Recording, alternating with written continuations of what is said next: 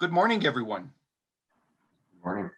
I hope you're all doing really well in the comforts of wherever you are. I know that this is a complex time, but I'm very, very pleased to be initiating a discussion with you all in coordination with UNM and on behalf of CNM, this COVID forum, the way forward. It's my pleasure. My name is Manuel Montoya. I'm an associate professor of international management at the Anderson School of Management.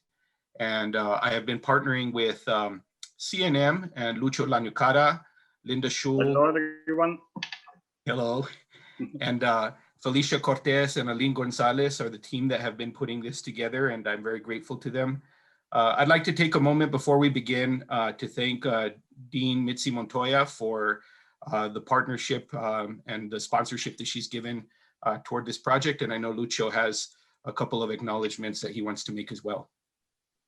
Absolutely. Thank you, Manuel. Well, I'm Lucio Lanucara. I'm a full-time faculty at CNM and the School of Business and Information Technology. And I share the thanks to the team that has been working tirelessly to organize this event. And also would like to thank our Dean, Kelly Pirkel, that has been very supportive from the moment we started thinking and then organizing the event. I also would like to say how pleased I am that we could work together.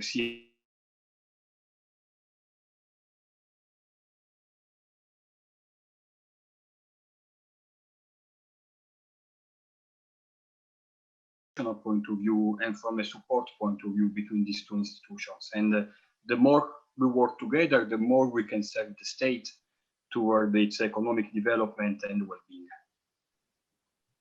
Yeah, thank you for that, Lucho. I think when we got started, we had an initial discussion about COVID and several of the materials and resources that were available to us in terms of how we're dealing with COVID and how economic development and the resilience of our local economic systems are working. And we came to the conclusion that we had not yet seen a robust conversation on stage between the supportive ecosystem that has supported business and all of the tremendous work that they've done, and the businesses that have benefited from and have experienced challenges in relation to that system. So we have today a program full of some phenomenal panelists, people who have experienced on the ground some of the details and some of the challenges and opportunities associated with living in this new environment, in this new world. And we are going to be able to have, I think, 4 different sessions where we outline and discuss the different ways in which our supportive ecosystem is working through and moving toward a way forward. And the big question today is, what is our economic destiny for not only the city of Albuquerque and the county of Bernalillo, but also the state of New Mexico, and our relationship to our federal and international partners, commercial or otherwise, all over the world. This is going to be a wonderful conversation. It's going to be very roundtable oriented. In terms of expectations, we're going to have quite a few people on our panels. That's why I'm referring to them as roundtables. And we're going to have an informal dialogue, but a meaningful conversation that allows us to frame these conversations in a way that allows us to think about things that we probably haven't had in our public discourse. Lucho, do you have anything to add to that? Yes, what I would like to say is also that I'm glad to see that there is a good number of attendees, and you can submit questions or comments through the chat from the Q&A, and they will be very much welcome. This is a very much of an interactive exercise. And what we are trying to do is to make sure that what clearly has been a problem and a crisis can become an opportunity. In the past few weeks, when talking to the panelists and with Manuel and Linda and the other people helping organizing these, we were talking about sustainable recovery, right? So I don't want to steal a political slogan saying build back better, right? Someone else used that, but that's the idea. Try to make sure not just to go to the old time before the crisis, but to see how the economy can work at its best, developing and being resilient for the way forward. So I'm very excited about see how this interactive exercise will work. And our goal is to put together the conclusions that will come out from this discussion between authorities, businesses, and any concerned citizen that decides to participate to this dialogue. And hoping, again, in the view of CNM and UNM being a system at the service of the state, hoping to be useful in having ideas develop and having projects go in the right direction. Yeah, I really appreciate that. Just to share with everybody the overall structure and the preparation that was made. There was massive preparation made for this particular forum. And again, I'm thankful for all of the organizing committee for including me in this opportunity, but also for all the tremendous work that they did. And the panelists have also spent and committed a great deal of time putting together some thoughts that are part of this structured conversation. Even though it is an informal discourse that we're having, a lot of thought was put into the various panels. We're going to have 4 panels. They're going to be organized by local and municipal and county, state level ecosystems, federal and national ecosystems. And then we'll have a presentation at the end on international opportunities and border relationships in relation to this pathway forward. In addition to that, you're going to be receiving various bits of information throughout the program. One of them is going to be polling information. At the beginning of every panel, you're going to receive a poll that we invite every attendee and every member to participate in. They're going to have some very, very simple questions, but they will actually shape and inform the way that we have our final discussion at the very end of in the afternoon. The other thing I want to mention is that several other people who are not able to attend or who have wanted to provide input throughout the program have provided input in terms of what we're calling an expert sheet. And this expert sheet is going to be shared with everybody by way of attachment. You're going to have an opportunity to view insights and quotes from experts from both CNM and UNM that are trying to get us to think differently about the pathway forward and about our future. And they come from a range of fields of study and academic expertise, but they're also individuals who have been deeply committed and engaged to the community. So very much looking forward to sharing that resource with you as well throughout the program. The last thing I will say is that we do have, in addition to that, our panelists also prepared small vignettes that will be shared with you as well. So even though we are having this discussion, there are a lot of ways in which we're taking away and memorializing the information for future reference. And so please enjoy and engage in those particular vignettes and those pieces of information when they are dispersed throughout the day. And at the end of the day, we're going to come together and we're going to try to synthesize all of this information and ask ourselves, what is this new reality that we're living in? And what is New Mexico's economic destiny in relation to these new realities? As Lucho was saying, we have a fundamental paradigm shift in relation to all the institutions that are relating to this new reality. And I believe that through these types of conversations, we're going to form the leadership that is going to be necessary to be able to provide a new identity, an emerging and resilient identity that relates and responds to these particular challenges that you're going to hear throughout the day. Lucho, did you have anything else that you'd like to add? I think that this you perfectly described the idea and the structure of the events today. So as I said, I really look forward to see how this will develop. And what I like about this kind of events is that there is a lot of preparation, but it's not really scripted, right? So we really don't know what will come out from the discussion. And that's the reason why we wanted the live event rather than just ask experts or authorities or businesses to send us a paper and then make an investigation about it. So I'm very excited about this format. And oh, by the way, I apologize in advance for my heavy Italian accent. If anyone is not used to it, I'll try to speak slowly. My students know that because they normally in the first week of class, they look at me puzzled saying, okay, what did he say now? So I hope you don't have this negative experience when I talk. I will make sure of drinking my coffee and speaking slowly. But I'm very excited and pumped up for this event. Lucho's going to apologize for his accent, which he's totally clear every time he speaks. There's no reason to say that. Then I have to apologize for my plucky humor every once in a while.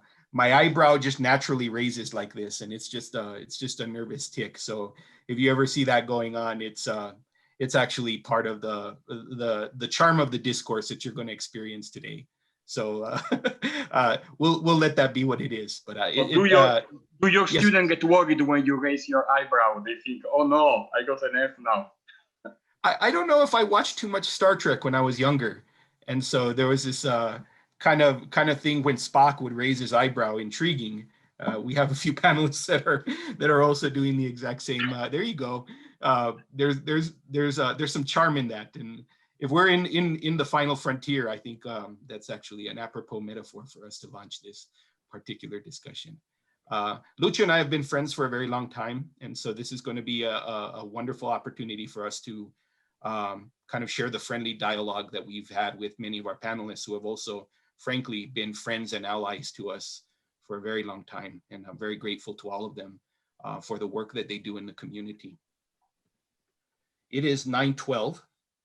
And that means that we will begin our panel shortly with city and county authorities very shortly. I don't know if I want to be respectful of the attendees who are joining, so I'm not going to begin immediately. And I'm rarely in the position where we're early in terms of the overall program. We're always running late in my programs. So Lucho, if you want to say a couple of things, because I will be moderating the city and county session, if you have any other thoughts that you'd like to add before we begin the city and county session. Well, see, the problem that I have, Manuel, when I do things with you is that you always say everything important. So I don't I don't know what to say more, right? No, but again, let me just restate that I'm excited and I'm really thankful.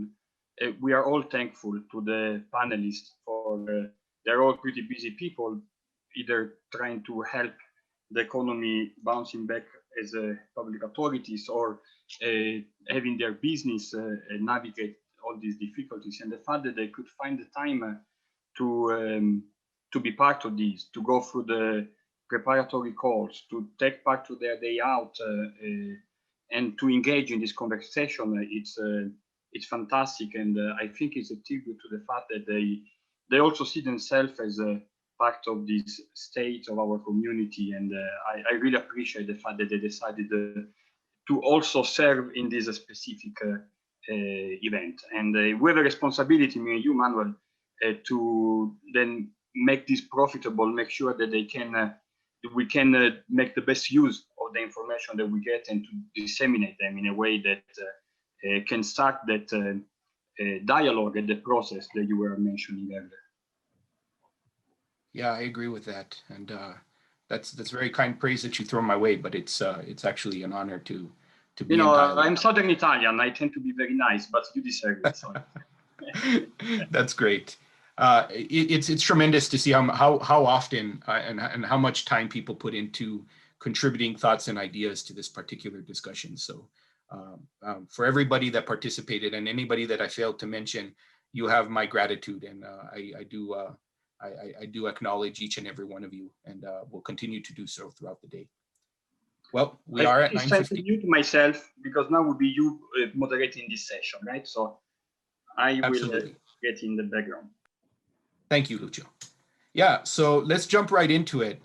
Today, we're starting with city and county authorities, and I'm going to be joined by Mayling Armijo, who's Director of Economic Development for Bernalillo County, Matthew Bregar, who's President of the New Mexico Pinon Coffee Company, Karen Converse, who is Wholesale Lavender Operations Manager for Los Poblanos Historic Inn and Organic Farm, and Synthia Jaramillo, Director of Albuquerque Economic Development. And I believe now in all conversations, I met with either each of you in anticipation of this, or I have met you in the world. And so I'm grateful for all of you to be here. This is going to be somewhat self-structured at the very beginning.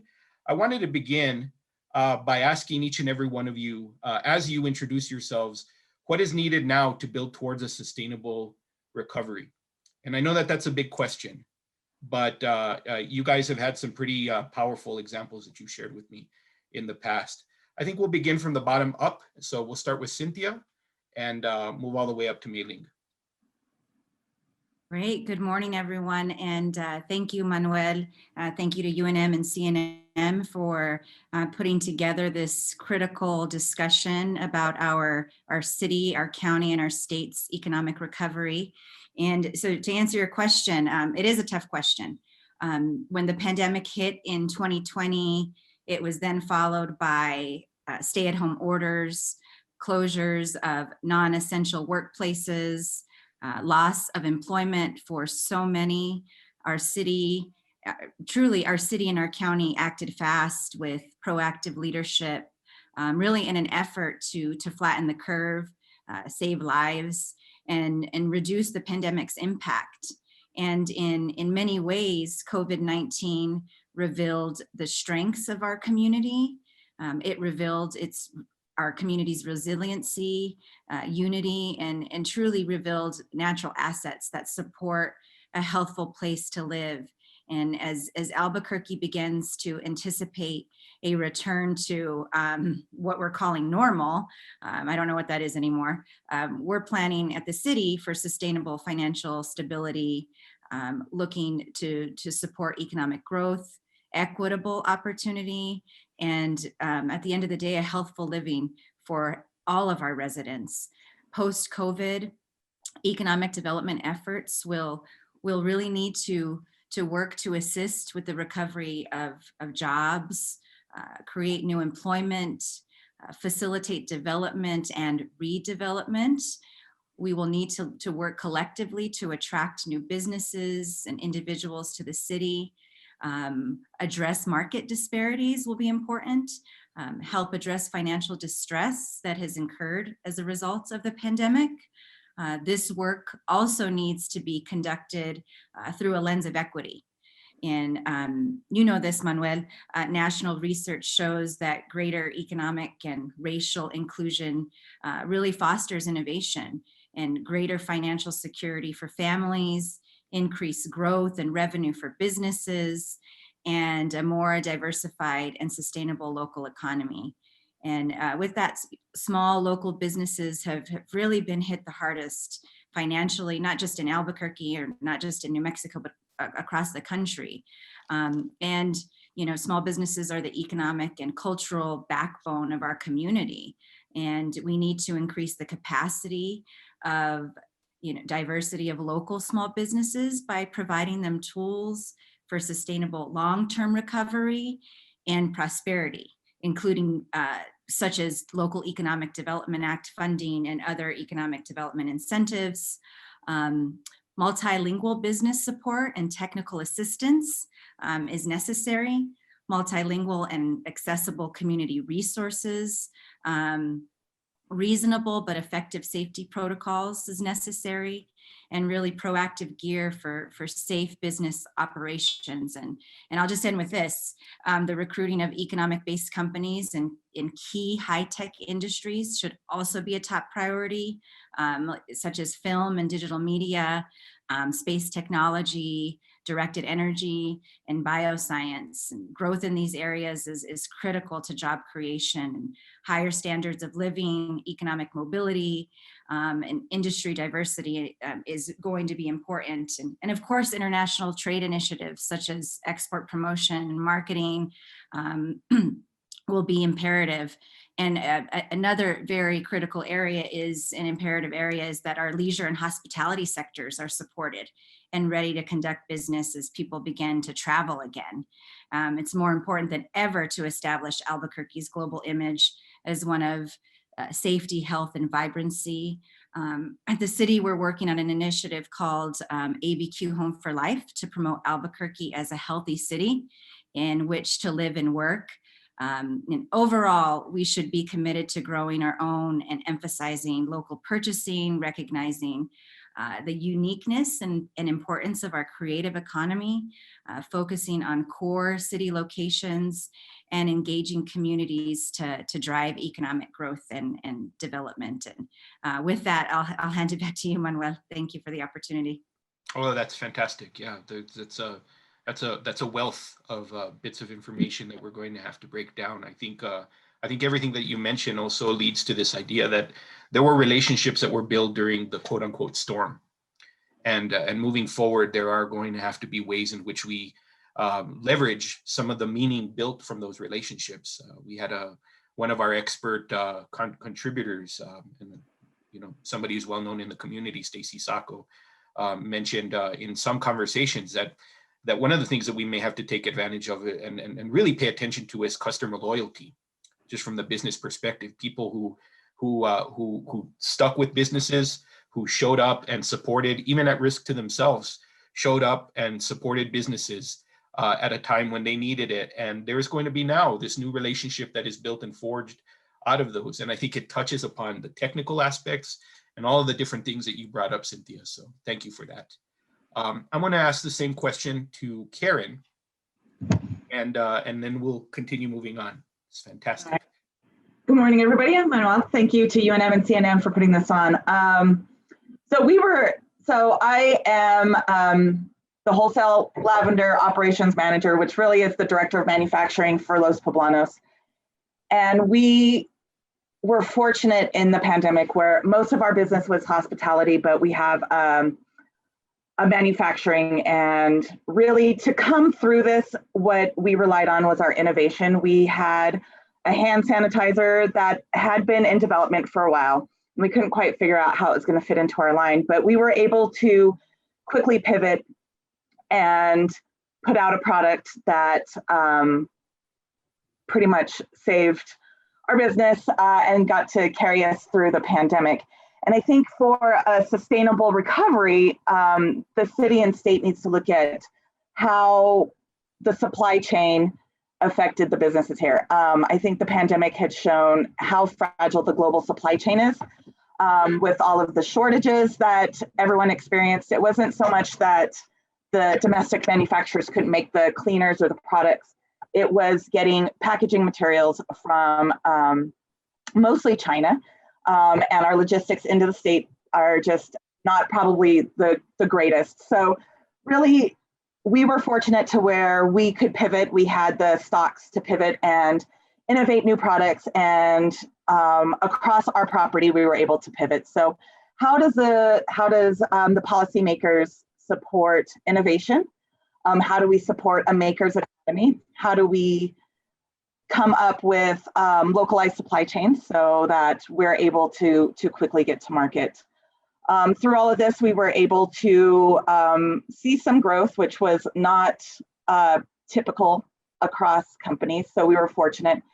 And the family and the ownership of Los Poblanos is willing to reinvest into a larger building, and we were able to access funds through the state. So, as we look at coming out of the recovery, is how do we support makers and creative economy with support for policies, supply chain, attracting new and innovative companies, and supporting innovation within companies to be able to pivot quickly when the market changes. So that's kind of my short soapbox.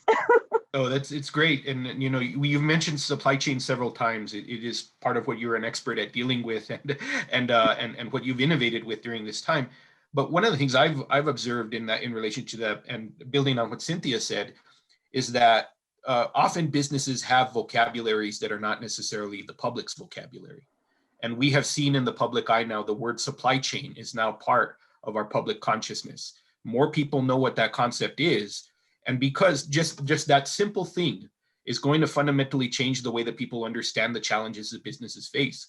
I mean, in the news, we see the Ever Given, the ship that was stuck in the Suez Canal, locked out there. And that public image has popularized some of the challenges that you deal with on a daily basis, and even accelerated by COVID. But I really do think that moving forward, what you're mentioning is also part of a new and emerging public discourse that is happening, and communities are now more aware of what businesses are going through as a result of that. So we now have to attend to that as well.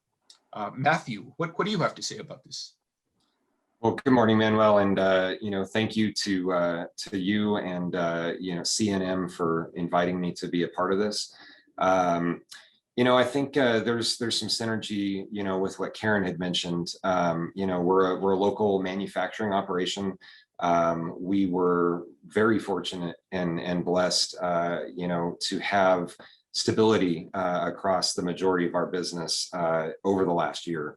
One of the things that you had mentioned was from Stacy, and the fact that a lot of our locals are so gracious and amazing to be able to go out and continue to support small businesses, local businesses in this time.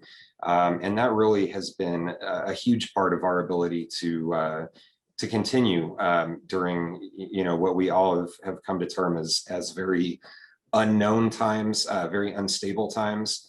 But I think that, in the local coffee community, we've seen everything from, business stability. We have seen people that have been detrimentally impacted, have had to close businesses. And I think that it's very important to keep in mind that, the more that we're able to go out and support those things that are homegrown, it is amazingly impactful, not only to the identity of our local economy, but in order to continue to provide jobs.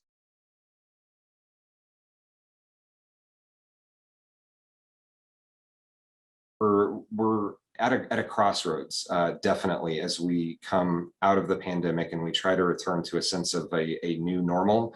I don't think that we'll ever have that getting back to normal in the way that we all knew it. I think there's going to be significant change that's going to come. But this is an opportunity for us to shift gears and move in a direction that's more positive for local businesses, cities, counties, the state as a whole. I think really the question of our times right now is how do we build back better? And that's a phrase that's garnered a lot of traction recently on a local and a national scene. And I really think that for us in New Mexico, that's going to need to start with our local and state leaders. We need to have a clear vision of what that path looks like in terms of economic policy. Having strong and timely action that will really give people a sense of confidence, that would set a baseline for the expectations of what the short term, what the medium term, and what that long term looks like for our communities. I think the biggest thing is, as we look at building back, it's that focus on the people aspect. So how do we focus on creating better jobs? How do we continue to give continued support to local businesses and communities in the short term? The economic stimulus has been a good crutch for a lot of us in terms of helping us to weather the storm. I don't think we're out of the weeds quite yet in that aspect. So what is that short-term plan? As we look at, more of the medium range focus, what does the economic policy and the city's direction, the state's direction look like to help us to, get over that hump? And then what is the long-term plan to start working through some of the debt that has been amassed? I know that one of the things that's affected our business primarily has been the funding from Department of Workforce Solutions to those workers that have been impacted. But what is the long-term impact on small business communities as we look at the recovery in the next 12 to 24 months, kind of in that medium range? I also think that, one of the biggest things we need to focus on is investing in those areas that are vital to the economy of the state. We need to fund sustainable infrastructure with the capital requirements needed to see those projects through. Again, capital projects do not always involve construction. It involves people. job training, making sure that we focus on those communities that have been affected disproportionately in a historical sense in our especially in Albuquerque, but really, some of the smaller communities in New Mexico. We have a lot of tremendous needs and opportunity in terms of sustainable development of clean energy. There's been a lot of studies lately that show that green energy has the ability to produce twice as many jobs instead of continuing to invest in the historical ways in the oil and gas fields. Infrastructure in tribal and rural lands is something that I feel that we really need to focus on as a state. You look at trying to prevent community spread in the Navajo Nation. How is that really possible when there is a tremendous lack of clean water, communications? I think we need to really focus on funding for retraining opportunities, again, to invest in those people that have the opportunity now to shift from possibly service sector jobs to, the possibility of upcoming green energy again. We need to help retain that human capital that leaves our state each year, especially around graduation time. I know, personally, when I graduated from UNM in 2000, that was one of the biggest things that I wanted to do. I wanted to spread my wings and see what else was out there. But that's something that has become a detriment, I think, to the state. And how do we keep those folks here and, continue to grow our local economy from our own citizens, from our own kids that are growing up here and see things over the course of their lifetime.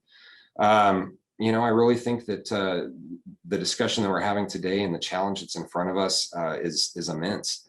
I think a lot of these things have been questions that we've been talking about within the city for many years. I think the biggest aspect to it is we have the opportunity to really present ourselves as leaders in the community and provide effective ideas, ways to plan, and more importantly, how do we execute that so that we can involve all people in our community. All voices need to be heard in this. We need to put aside a lot of the differences that right now in our country are dividing us. If there's a way to come together to achieve really a generational transformation that's been needed in our state for a long time, we have the opportunity to set the table for all peoples in our state for generations to come. Yeah, that's well put, well said. I'm often reminded, I have a colleague of mine in Missouri who said something very elegantly that reminds me of what you said. He said, we spend a lot of time during COVID investing in our future or borrowing from our future to survive when we are not borrowing from our future to thrive. Mm-hmm. And I do think that those two things in the COVID era are competing with each other. And they've been politicized in the way that you've characterized it, Matthew. And so there's a way in which I think the intersection of those two things, thriving and surviving, become the challenge for New Mexico, and the signal that we send to community members as we start to build out into this new reality. We have to be mindful that people have experienced those things concurrently. So I really appreciate what you said. Mayling, what are your thoughts on this? So I kind of echo a little bit of what Matthew is saying, but coming from the business perspective, definitely shed some light into a bigger picture. When COVID hit, we didn't really know what we were getting into. It was, if hindsight was 2020, it's insane. And there were just so many variables and so many unknown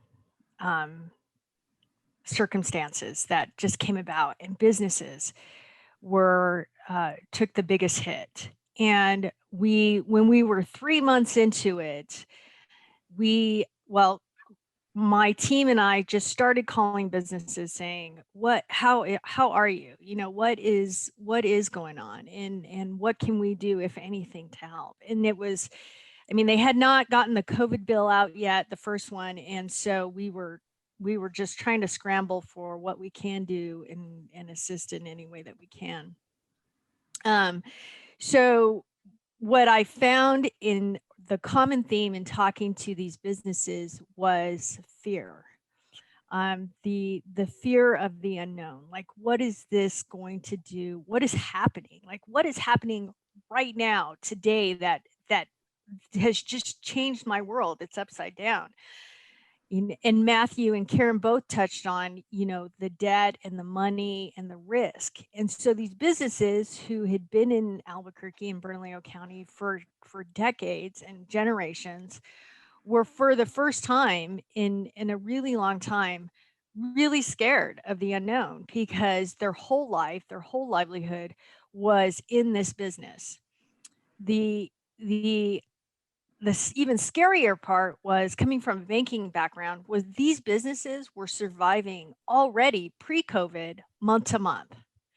So now you're in a situation where your income is now very limited in what your ability to do anything or even survive. So credit card debt's racking up, whatever means you can is racking up, and it's just like this snowball effect of insanity for a lot of these businesses, to ultimately that they shut down. And so the reason why I kind of build this picture is that there, as a result of this, what I feel is the most impactful factor that is impact that to our economy and to our entrepreneurs and to our business owners is the fear of how this virus can not just impact your life, but your business and your livelihood.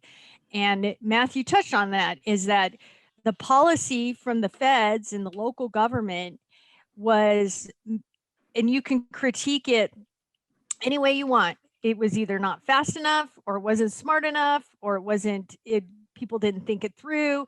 The variables and how we all approached it was unclear.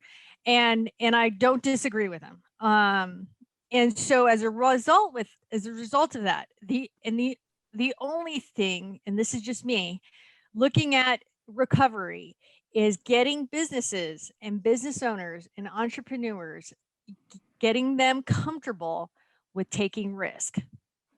Because every business owner out there, every entrepreneur out there is taking a risk by starting a business. And are we going to get our economy and our environment comfortable with taking risk again? And the only way that we can do that is if, like, a Matthew or a business owner goes in and says, okay, here's the government policy. Here's what happens when a virus hits. Here's how your business is going to be impacted. Here's what we're going to do to mitigate. And here's how we're going to help if it does. And until you can kind of give the entrepreneur or the business owner that sense of security again, or some type of comfort level, we're going to inhibit growth. We're not going to be able to grow and attract your big businesses are going to do what they're going to do. And we're going to be able to grow the economy the way we can grow the economy, the best way that we can. But when you're focusing on that little business, on that little guy or that little girl trying to start her way into the economy, they've got to be comfortable with taking risk. And if they're not, then we will not recover. We won't get to the pre-COVID numbers that we had. And I say this very bluntly because it's scary. It's very scary to think where we were a year ago and how many businesses just in Bernalillo County, and the number of restaurants and the number of tiny little businesses that just shut down and will never come back. We'll never see them again, because they will never be comfortable with taking that type of risk. That's really, really powerful, Mayling. Thank you. It reminds me also, past this prologue, if we think about what happened during World War II, my point of orientation is global economics. So I think about what happens right in the aftermath of World War II, with the devastation that was, experienced throughout the world, and universally, there were these big questions, and they all related around the question of uncertainty and fear. And it was one of those moments that reminds us that in tons of ways, the macro and the micro don't often have a conversation with each other, not in a way that builds out the kind of, they're not in sync with each other in a way that the public can then get behind. And a big part of supporting this recovery is about political will, in addition to everything else. If you think about what happened in France, for example, right after World War II, from one day to the next, you couldn't even know what the price of bread was. You didn't know. You just didn't know whether or not a business was going to be able to sustain itself because of any number of issues that were going on. And so at the macro level, and this is a message that I often say to community leaders and political leaders, it's really, we are going to have to align and understand these, to Matthew's point, short, mid, and long-term points of orientation for building the kinds of standards and even monolithic structures that are part of how we support the global economy. We don't have standards for example, for digital broadband. The level of scale for that sort of thing is just not available, and it's not a message that is heard not only nationally but internationally. And so we're now on the frontier of trying to create these macro vocabularies and these macro structures that are going to accommodate the very real thing that Mayling is talking about, which is at the individual business level, people are terrified. They're not certain what's going on. And at that level now, that micro discussion is now going to have to be the macro discussion. It's going to have to manifest as the macro discussion moving forward. What I hear from all of you is that, in a way, and in our previous discussions, we've had this, really two words come out for me. And I'd really like you guys to expand on this on a volunteer. You can jump in wherever you want, and I'll do air traffic control. But the two words that I hear are relationships and infrastructure. They are the ways in which we make a space meaningful for ourselves, economically and even politically. And so we've talked a little bit about digital broadband infrastructure, all sorts of other, there's a massive bill going on now that's this kind of huge, the largest infrastructure bill that has ever been proposed in Congress.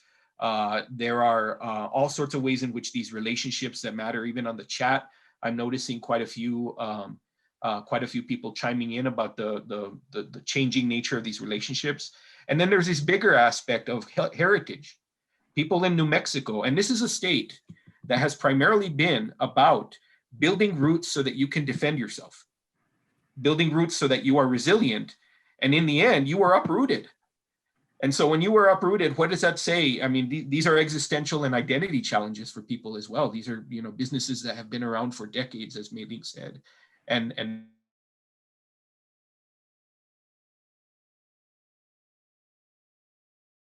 even 100 years, 200 years of this kind of resilience, and it didn't matter. COVID just washed through all of that. So in and of itself, what do you think about this concept of relationships and infrastructure and how we are building towards this resilient economy?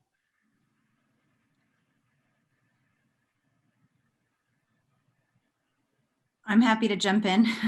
But first of all, I just want to acknowledge and recognize, what Mayling said in getting, small businesses and entrepreneurs comfortable with taking risk was powerful and hit home here. So I just want to acknowledge and thank you, Mayling, for being so bold. It's so true. We've seen so many businesses crumble right before our very eyes, and it was devastating. So I just wanted to acknowledge that, but also I'll just say, when you talk about relationships, Manuel, how do we, Albuquerque's road and rail infrastructure and our proximity to Mexico, how do we make that a priority when it comes to recruiting foreign companies? How do we, the foreign trade zone is critical for this. And how do we, we all need to ask ourselves the question about, how do we get more local companies using the FTZ or the foreign trade zone? How do we make them aware of the benefits? International trade initiatives and really international trade is kind of it's a word that we throw around that really doesn't mean much. But if we can really start talking about export promotion and marketing, Albuquerque's strategic location, all economic development departments across the city, the state, the county, really, we've historically assisted local businesses with finding customers and partners and or distributors, but how do we really raise global and national awareness of Albuquerque and Bernalillo counties and the state of New Mexico as a diverse multicultural city with high value business opportunities for international companies? You know, I don't know the answer. I pose the question and I plant the seed. How do we begin to work together and take advantage of our proximity to Mexico and our relationships with our neighbors in Mexico? Yeah, again, don't know the answer, but just plant the seed and pose the question to all of us. Anyone want to build on that or offer another? So I look at infrastructure from a, I don't know, from a more a local perspective as opposed to a state perspective. I know Matthew had mentioned it earlier, and again, Matthew, a good point.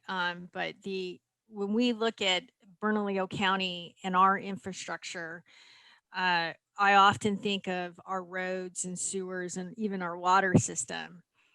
And broadband, you mentioned broadband, Manuel, and you're right, and all of that is important. And I think our focus from a local government perspective is to build the infrastructure to then incite the entrepreneur and even hopefully mitigate the migration of our young people leaving. And when I say infrastructure, I'm not just saying the roads and the commodes, but also a viable downtown, you know, places to do,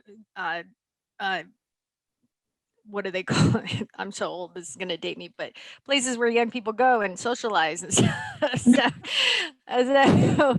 Because that's our, I feel like that's what your tax dollars should be doing. You should be building the infrastructure so that you can build on that as an entrepreneur and as a small business. And we have in the city and the county, you know, both free trade zones, and we have opportunity zones, and we've got things going on and irons in the fire. But if we don't get it to the level where businesses can just move in and do what they need to do, then we are doing a disservice and we're essentially not doing our job. So that's how I look at infrastructure. So if a Matthew or a Karen was expanding their plant or they were expanding their manufacturing, can they go into a building and the building is already there and the power is there and we don't have to engage P&M in building a new substation. The substation is there so that they have the ability to expand and do it very quickly and get those jobs going and so that there is no need for migration or losing people to other cities that may have those jobs available. So that's how I look at our purpose or our focus or role in local government when it comes to infrastructure and relationships. But on the relationship side, it's important to keep these relationships with your Matthews and your Karens so that you understand the needs of the business, because you don't always know. And I'm the first to tell you, I have no idea.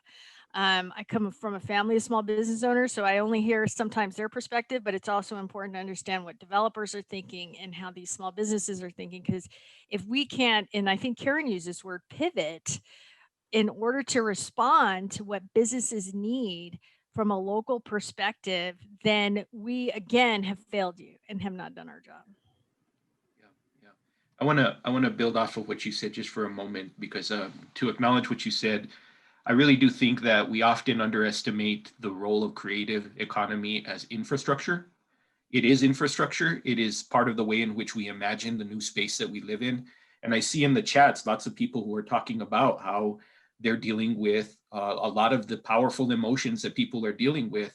And part of what they're doing is they're building a comfortable space. But to do that, you really have to be imaginative and you have to actually use great elements of creativity. And we have to be able to invest in building a space throughout the city and the county that actually is imaginative. I'm always drawn to the quote from Lewis Carroll: "Imagination is the only weapon in the war against reality." And it's a reminder to me that during these very difficult times, creative economy is infrastructural, and it also leads into what you're talking about, because digital infrastructure is one of the components in which we do that. But there's also all of these other artistic and expressive ways in which we actually have to build a space to make sure that our younger generation feels like, now after the storm, this is the place that I still want to dwell. So Karen and Matthew, did you have any other thoughts? I was going to kind of touch on some of the relationships, really super important. you know, it's highlighted with the pandemic. We've all been so isolated and craving that you know, in-person meetings. But I think, you know, a lot of these businesses don't know what they don't know. They don't know what help's available. And so how do we leverage not only, you know, focus groups or relationships with the policymakers, the city, the county, the state, but how do we, as a business community, have open dialogues with each other without fear of stealing each other's secrets, or just really kind of talking about some of the issues. So as a group of business owners with whatever challenges we have, we can come as a united front and say, these are the things that we need as a business community. And it's diverse. We all know, you know, right now, you know, we're moving into a new manufacturing facility. We were fortunate to find a building. There's no buildings. There's no real estate inventory. You know, we have to get some power and some other things, but, you know, how do we discuss what are the needs for growth, infrastructure? What's the inventory for buildings? What's out there? What's incoming? You know, how does new, you know, legalization legislation going to impact the greater business community? And that trickles all the way down to the workforce. How do we support each other's businesses and have open dialogues with each other and not fear letting our skeletons out of the closet with each other, knowing that we're all probably going through the same thing. And so really developing those relationships with other business owners and our policymakers is going to be super important as we continue our recovery. So forums like this are great, and it's just the start of building some of those important relationships. Yeah, and I would absolutely agree with that. I think that you know, and Synthia knows probably better than all. You know, we have a great resource in AED as far as having that that forum and that community for the local businesses to, you know, really get together, discuss the challenges that they're having, how to turn those challenges into opportunities. You know, I think that over the last couple of years, what we've seen AED really help to do in terms of driving new businesses into the local economy, their role as we move forward is going to be even more important. I think that you know, expanding that that discourse between those local businesses in that forum or in another forum, like you said, to look for those areas of mutual support, bring out the concerns that we all have together.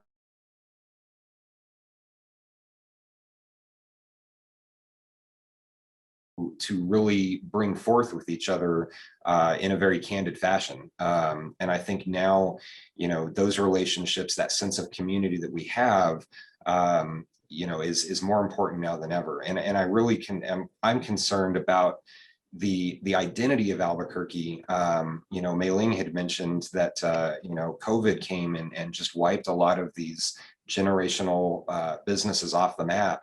And so what does the landscape look like when we come out of this? You know, how much of our identity, which is so unique, you know, in terms of the culture that we have here that is different from other parts of the country, what have we lost? What are we never going to have come back? You know, and then in terms of wanted to jump back to the infrastructure side of things, you know, one of our biggest challenges, and I think Karen had touched on it earlier, is supply chain.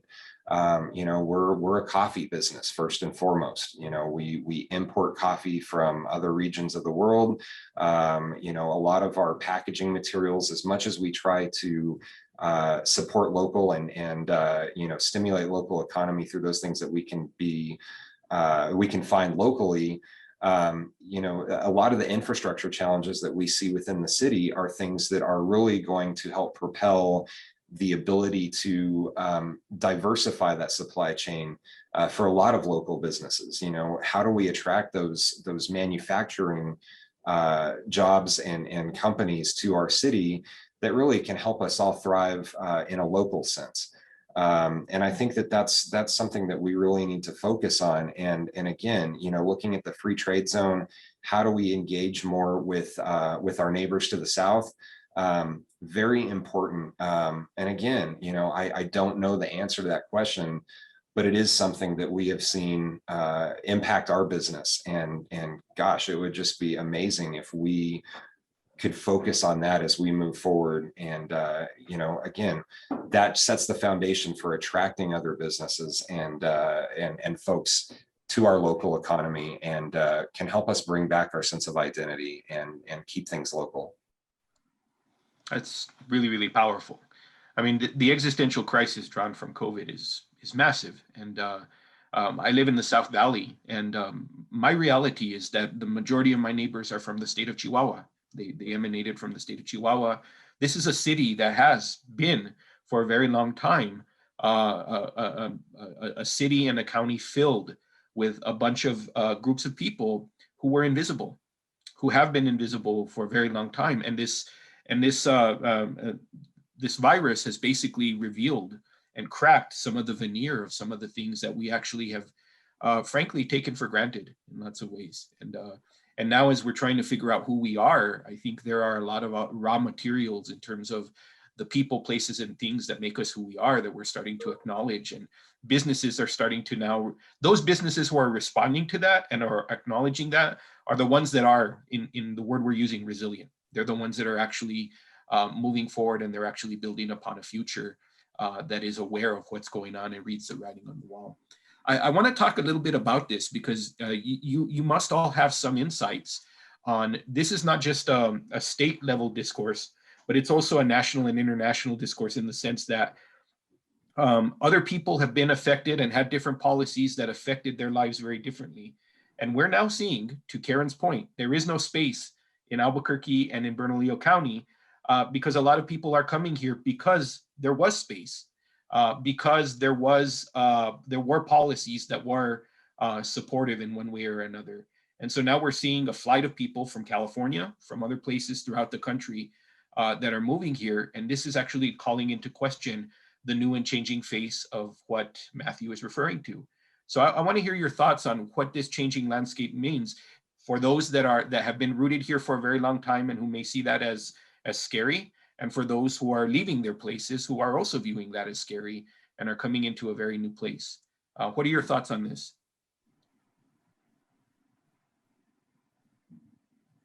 Well, I think that, you know, one of the biggest things when we look at a population influx, again, one of the things that is so important to our region is our culture, our identity, our uniqueness. So how do we recognize why people are moving here? Is it just because there was open space?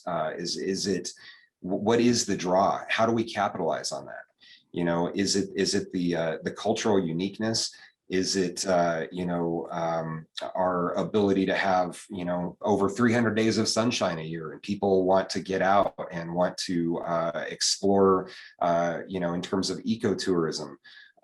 You know, as a community that's hosted something as recognizable as the Balloon Fiesta, you know, that might be something that's ever present in folks' minds as they move out here. You know, it's unique. There's this sense of romance of place.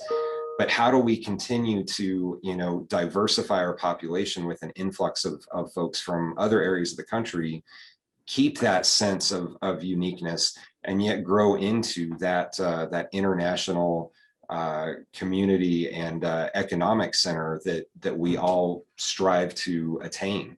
And I think that's one of the biggest things that we need to focus on right now. Where do we build? What is the impact to those communities that have existed there for decades and for generations? Yeah. I'll just add to that, if I may, Manuel, to Matthew's point. So the city of Albuquerque decided in late December to launch an initiative called what we're calling an ABQ Home for Life. And so we decided to promote Albuquerque as a really healthy city in which to live and work. And the goal was and still is today to attract remote workers. I mean, it'll be interesting to see what future office spaces look like with more people working remotely due to the pandemic. So we have been selling Albuquerque in key cities, in really talking about Albuquerque as a natural urbanist city with assets such as affordable living right now, but who knows what that's going to look like in the near future. We're talking about low population density. Who knows what that's going to look like in the future. And we also talk about easy access to nature and outdoor recreation, and of course low risk for natural disasters. But to Mayling's point earlier, to be wholly successful, not only for those that we're trying to recruit, but our residents that already live here. I mean, gentrification is inevitable for any thriving city, but we can be very I think that Albuquerque has an opportunity to be very thoughtful to support, number one, our residents while attracting new residents to Albuquerque. But again, back to Mayling's point, to be wholly successful,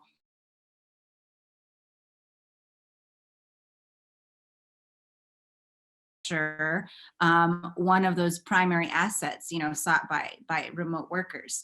So it's an interesting conversation to have right now as we launch these campaigns and work with AED and all of our other partners.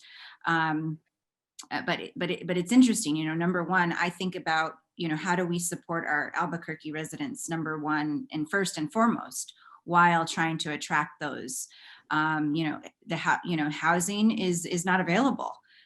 So we're in an interesting situation right now, and it'll be interesting to see what we're seeing in the data is showing us that people in Boston, Los Angeles, New York City are now considering Albuquerque as their home.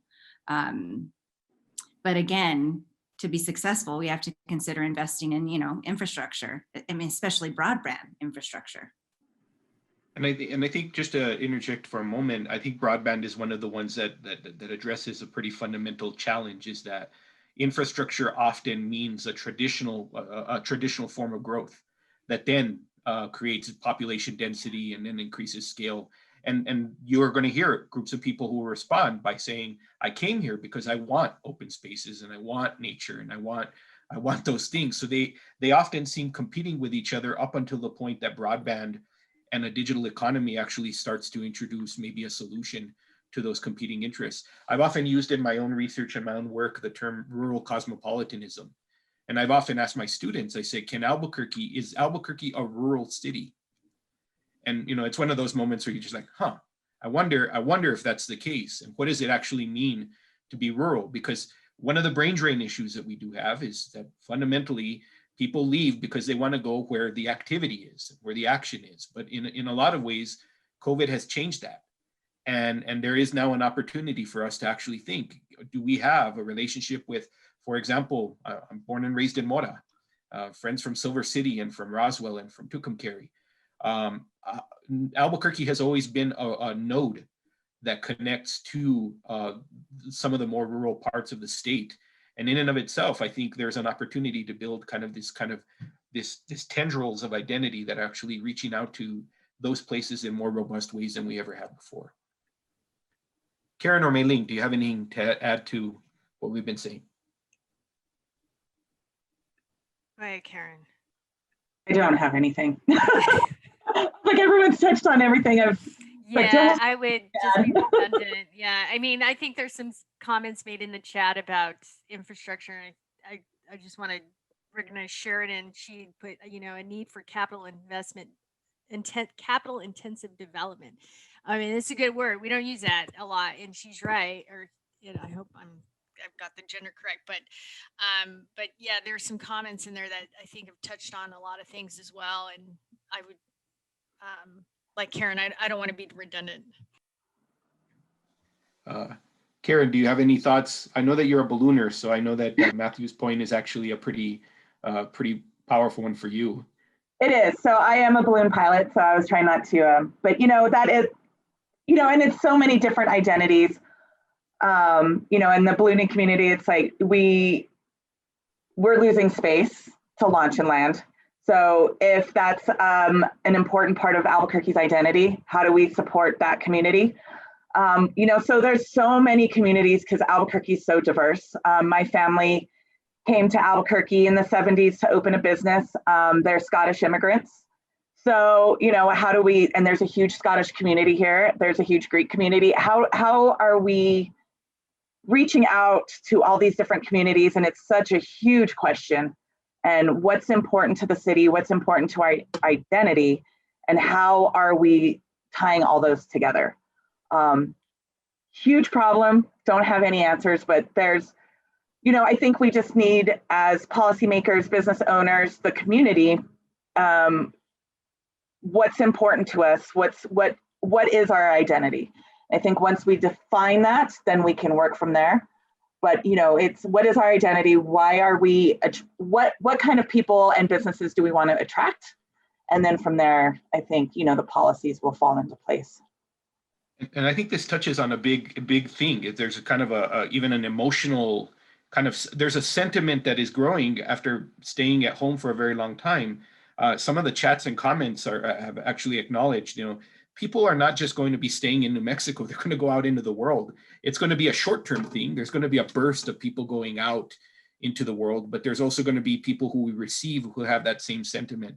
And that exchange is actually going to change some of the texture of how we actually, even commercially, we're going to be interacting with economic potential. Some of the chats were mentioning Airbnbs and people actually leaving for longer periods of time and then coming back. And there's going to be this kind of cross exchange, especially with a younger generation who is actually more adept at actually doing this kind of, I don't know if the word sharing economy still operates in the way that it does, but there are some elements of that are going to have a direct effect and impact on how we're thinking about these issues. Aline, is there a way that we can actually get access to any Q&As? Do people have Q&As for the panel that any questions that we can then bring up on the screen? So Manuel, it looks like somebody already responded to the, Lucio responded to the one question that was in the Q&A. Okay. And it just said, with the government's help going on, how do new entrepreneurs access these loans and cash grants? I started in December 2019 as a social lounge, yet I have fallen through the cracks of this bureaucracy, even losing my location and not really seeing a good next step with an online transition. Right. And Lucho did respond to that. I see that now. Thank you. Yeah, and so that was the only Q&A we had. Okay. Does anybody want to respond to Sheridan's question with any further depth?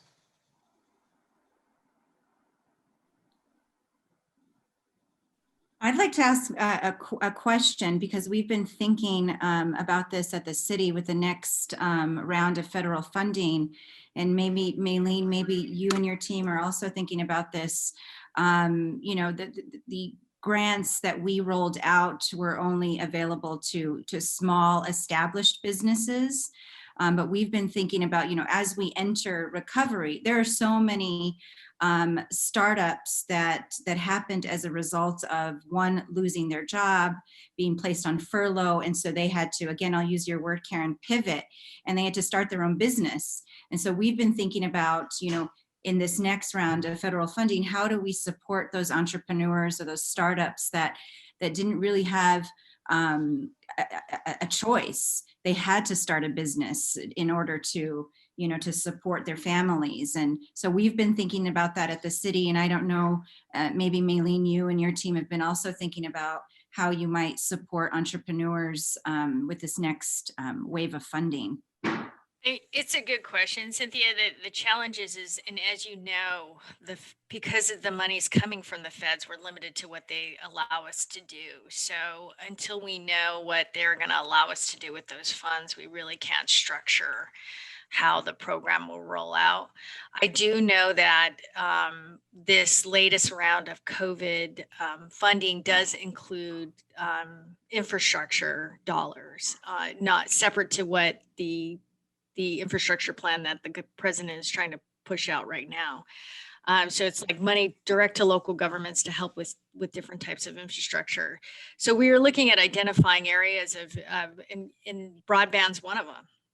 So we're looking at doing that in parts of the county, because the challenge that we're having and we're doing our best to work around it is, so the county gets money and the city gets money and the state gets money. And so the county is limited to assisting it within the county, everything outside the city, because the city gets their own pot of money. So we're looking at identifying infrastructure projects that would benefit and help with the recovery as quickly as possible. But when it comes to the small businesses, I mean, just in the last in the last tranche of money that we received for small businesses, we did our best to we got all the money out. We didn't keep any of it. We didn't send any money back. It's just that it wasn't enough. I mean, there was just so much demand and need that we just couldn't get it out fast enough. I mean, we were dispersing money from June to December, to like the very last day of the year. Every penny that we were given, we dispersed it. So, I mean, there's just some challenges there. I think, to Sheridan's question, I mean, if you're trying to navigate the resources from the state and the federal level, feel free to email myself or anyone from my staff. We keep track of that. I have somebody on point that keeps track of what's happening at the Fed level and the state level. So we're up to date on it. It's actually, we report on it to the county manager as far as what's going on. So feel free to reach out to our office. That's what we're there for. And I'll put our email in the chat just so that everybody has it. Thank you. Thank you. And that Mayling. email, I'm sorry. No, it's okay. No, please. That email will email everybody on my team, including myself. So everybody will get that email, and somebody will get back to you. So that's all I have. Thanks for that. I do want to acknowledge what was been saying in the chats about access to capital, right? Because part of what's corresponding with this is a discussion more about a more inclusive financial system. And there are initiatives that are going on, and I think that's part of the ongoing debate about where we access capital. And I know that in several of those, for example, in the proposal for a state bank that's been part of in the legislative discussion right now, part of what the investment is to what's been discussed in this panel is import replacement, is being able to find and invest and create some sort of investment opportunities for individuals who can then deal with and confront some of these supply chain challenges that businesses are dealing with, in addition to the very real things that businesses like Sheridan is pointing out, that these socially engaged or social oriented types of businesses that really had challenges with bureaucracy during this era. So I want to acknowledge that everybody in the chats, particularly, I anticipate a large number of them are businesses. So thank you very much for your comments and for your bravery during this time. I know it's not been easy. To conclude, we are now at our time. We do have a question that we want to ask everybody that's participating. And so our team is going to send out a poll right now, and that poll has one question.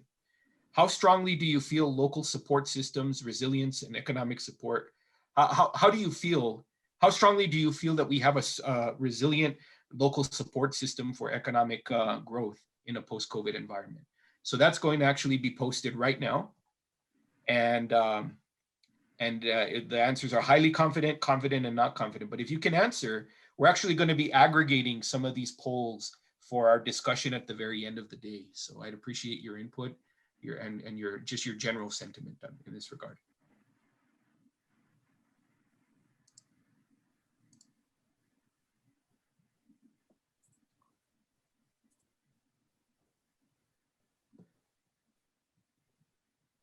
Okay, and as you're working through that poll, I just want to take a moment.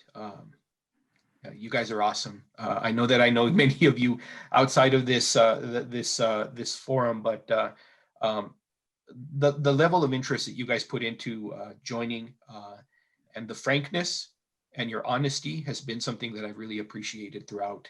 So I appreciate all of your leadership in terms of how you serve your communities, and I wish you all the very best today and in this new environment. So thank you for your time. Matthew, Karen, Synthia, Mayling in particular, thank you for being you and keep doing what you do. And we hope that this was valuable to all of our attendees. We now see that in the poll results, we have 71% that feel confident that we're on a good path toward prosperity in the post-COVID era, which is a very hopeful thing. I'm very glad to see that. And we'll see how the discussion evolves throughout the day and how these perspectives are evolving. But that makes me feel better. Actually, maybe a way for me to sleep at night this weekend. So thank you, guys. I appreciate the panel. We're going to be taking a 15-minute break, and then we're going to go back to, I guess we do have one more question.